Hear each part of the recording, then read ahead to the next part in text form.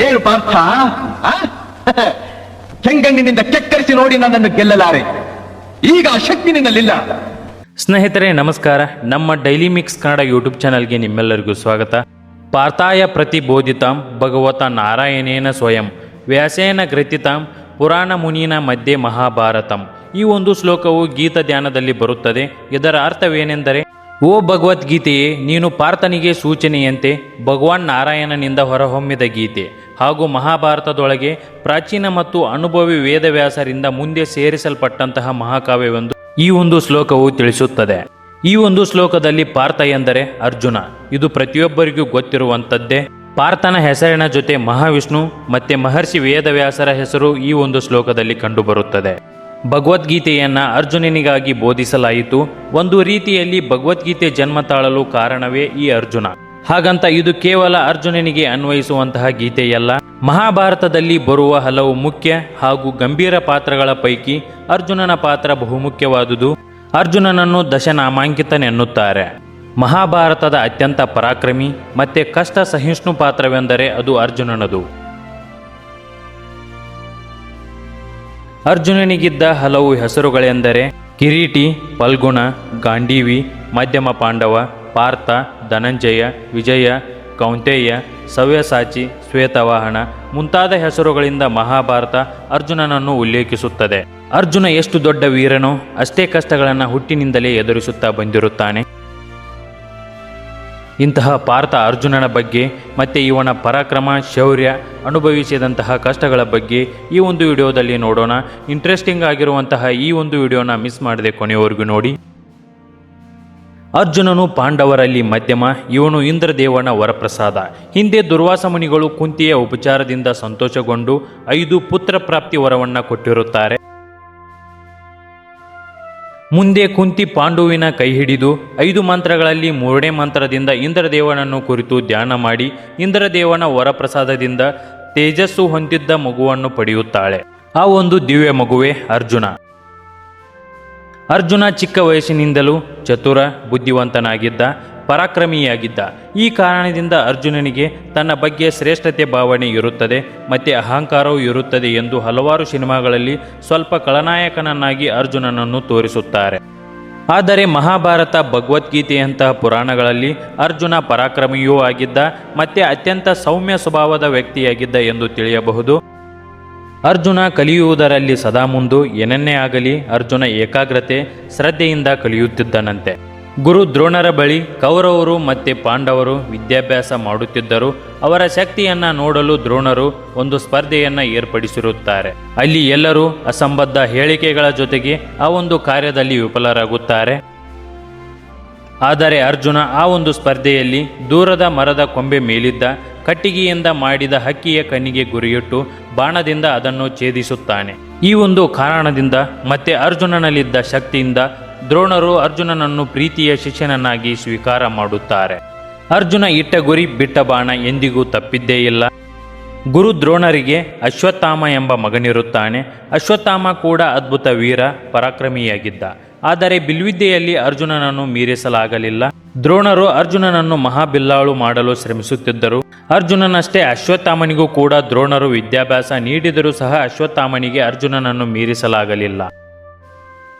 ಅರ್ಜುನನೊಮ್ಮೆ ತನ್ನ ತಾಯಿಯ ಆಶೆಯಂತೆ ಗಜಗೌರಿ ವೃತ್ತಕ್ಕೆ ಬೇಕಾಗುವಂತಹ ಎಲ್ಲ ವಸ್ತುಗಳನ್ನು ದೇವಲೋಕದಿಂದ ತರಿಸಿಕೊಂಡಂತಹ ಘಟನೆ ಇದೆ. ಇದು ಪಾಂಡವರು ಬಾಲಕರಾಗಿದ್ದಾಗ ಗಾಂಧಾರಿ ತನ್ನ ಗೌರಿ ವೃತ್ತಕ್ಕೆ ಎಲ್ಲರನ್ನ ಕರೆದು ತನ್ನನ್ನು ಕರೀಲಿಲ್ಲ ಎಂದು ಕುಂತಿ ದುಃಖದಿಂದ ಕೂತಿರುತ್ತಾಳೆ. ಆಗ ಬಾಲಕ ಅರ್ಜುನ ತನ್ನ ತಾಯಿಯನ್ನು ಸಂತೋಷಪಡಿಸಲು ದೇವಲೋಕಕ್ಕೆ ಬಾಣ ಹೂಡಿ ವೃತ್ತಕ್ಕೆ ಬೇಕಾಗುವ ಕಾಮಧೇನು, ಐರಾವತ ಇತ್ಯಾದಿಗಳನ್ನು ಪೂರೈಸುವಂತೆ ಇಂದ್ರದೇವನಲ್ಲಿ ಕೇಳುತ್ತಾನೆ. ಮಗನ ಶೌರ್ಯದಿಂದ ಇಂದ್ರದೇವ ಹರ್ಷಿತನಾದರೂ ಅವುಗಳನ್ನು ಕಳುಹಿಸಿಕೊಡಲು ಅಮರಾವತಿಯಿಂದ ಹಸ್ತಿನಾಪುರಕ್ಕೆ ಸೋಪಾನ ನಿರ್ಮಿಸಲು ಇಂದ್ರದೇವ ಹೇಳುತ್ತಾನೆ. ಆಗ ಅರ್ಜುನ ಹಸ್ತಿನಾಪುರದಿಂದ ದೇವಲೋಕದವರೆಗೆ ಬಾಣಗಳ ಮೆಟ್ಟಿಲನ್ನು ನಿರ್ಮಿಸುತ್ತಾನೆ. ಸ್ವರ್ಗಕ್ಕೆ ಸೋಪಾನ ನಿರ್ಮಿಸಿದ ಪಾರ್ಥನ ಕುರಿತಾದ ಮೊದಲ ಶೌರ್ಯದ ಪ್ರಸಂಗವಿದು. ಅಲ್ಲದೆ ಅರ್ಜುನನನ್ನೇ ಮೊದಲ ಶಬ್ದವೇದಿಯನ್ನಾಗಿ ರೂಪಿಸಲು ಗುರುದ್ರೋಣರು ಬಯಸಿದ್ರು. ಈ ಒಂದು ಪ್ರಯತ್ನದಲ್ಲಿರುವಾಗಲೇ ಅವನಿಗೆ ಏಕಲವ್ಯ ಎದುರಾಗುವುದು.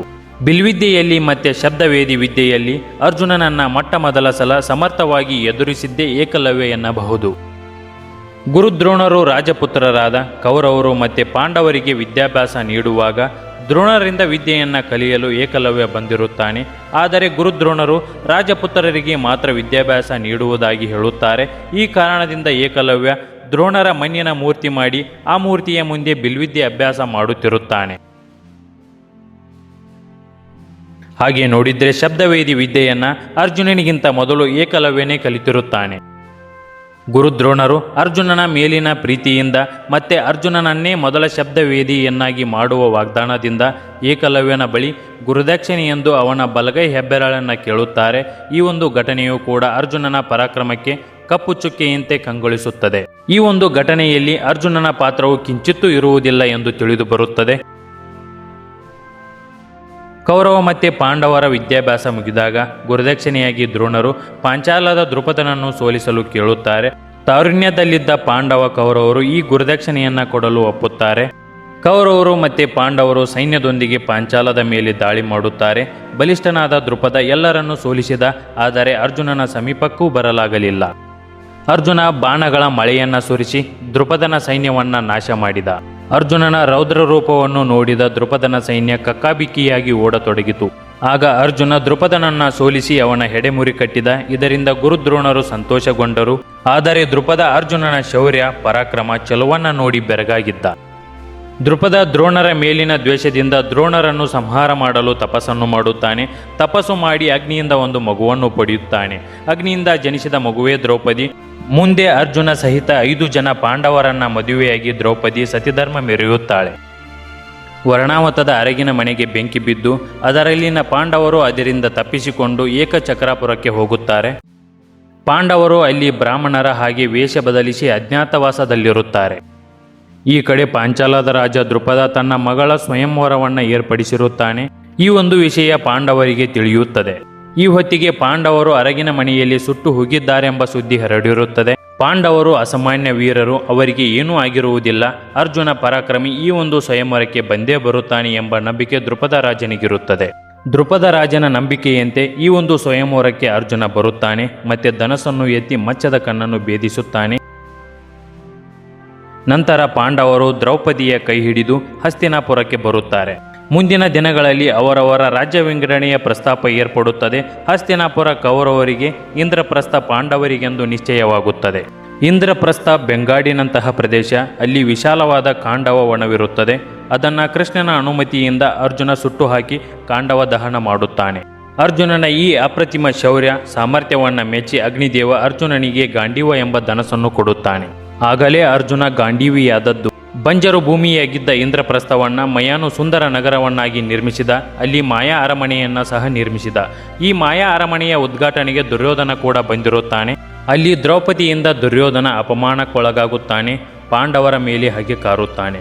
ಇದು ಮುಂದಿನ ಹಲವಾರು ವ್ಯತಿರಿಕ್ತ ಬೆಳವಣಿಗೆಗೆ ಕಾರಣವಾಗುತ್ತದೆ.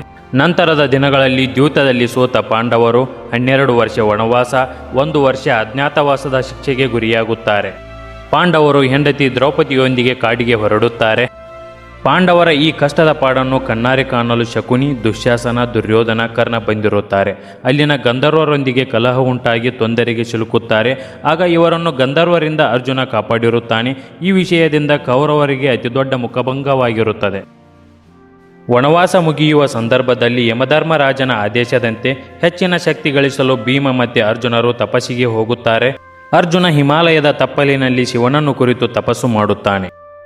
ಪರಮೇಶ್ವರ ಅರ್ಜುನನ ಶಕ್ತಿ ಮತ್ತು ಸಾಮರ್ಥ್ಯದ ಬಗ್ಗೆ ಪಾರ್ವತಿ ದೇವಿಗೆ ತಿಳಿಸಲು ಪರಮೇಶ್ವರ ಬೇಡನ ವೇಷದಲ್ಲಿ ಬರುತ್ತಾನೆ.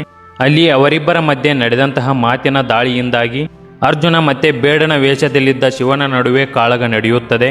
ಅವರಿಬ್ಬರ ಮಧ್ಯೆ ಘೋರ ಯುದ್ಧವಾಗುತ್ತದೆ. ಆಗ ಶಿವ ಪ್ರಸನ್ನನಾಗಿ ಅರ್ಜುನನ ತಪಸ್ಸಿಗೆ ಮೆಚ್ಚಿ ಪಾಶುಪಶಾಸ್ತ್ರ ಎಂಬ ಬಾಣ ನೀಡುತ್ತಾನೆ. ಶಿವನನ್ನೇ ಗೆದ್ದ ಅರ್ಜುನ ಎಂಬ ಹೆಗ್ಗಳಿಕೆಗೆ ಪಾತ್ರನಾಗುತ್ತಾನೆ ಪಾರ್ಥ. ಗಾಂಡೀವಿ ದಶನಾಮಾಂಕಿತ ಪಾರ್ಥನ ಸಾಹಸವನ್ನ ಈ ಒಂದು ವಿಡಿಯೋದಲ್ಲಿ ಇಲ್ಲಿಗೆ ಮುಗಿಸೋಣ. ಪಾರ್ಥ ಅರ್ಜುನನ ಬಗ್ಗೆ ಕೇವಲ ಇದು ಮುನ್ನುಡಿಯಷ್ಟೇ. ಕತೆ ಇನ್ನೂ ಮುಗಿದಿಲ್ಲ, ಈಗ ಶುರುವಾಗಿದೆ. ಮುಂದಿನ ವಿಡಿಯೋದಲ್ಲಿ ಪಾರ್ಥನ ಬಗ್ಗೆ ಇನ್ನೂ ಹೆಚ್ಚಾಗಿ ತಿಳಿಯೋಣ. ಈ ಒಂದು ವಿಡಿಯೋ ಇಷ್ಟ ಆಗಿದ್ರೆ ಲೈಕ್ ಮಾಡಿ, ಹಾಗೆ ನಿಮ್ಮ ಸ್ನೇಹಿತರಿಗೆ ಈ ಒಂದು ವಿಡಿಯೋನ ಶೇರ್ ಮಾಡಿ. ಪಾರ್ಟ್ 2ಗಾಗಿ ಸದ್ಯಕ್ಕೆ ವೇಟ್ ಮಾಡಿ. ನನ್ನ ವಿಡಿಯೋಗಳ ನೋಟಿಫಿಕೇಶನ್ಗಾಗಿ ಬೆಲ್ ಐಕನ್ ಕ್ಲಿಕ್ ಮಾಡೋದನ್ನು ಮರಿಬೇಡಿ. ಹಾಗೆ ಸಬ್ಸ್ಕ್ರೈಬ್ ಮಾಡ್ಕೊಳ್ಳಿ. ಏನು ಪಾರ್ಥ, ಕೆಂಗಣ್ಣಿನಿಂದ ಕೆಕ್ಕರಿಸಿ ನೋಡಿ ನನ್ನನ್ನು ಗೆಲ್ಲಲಾರೆ.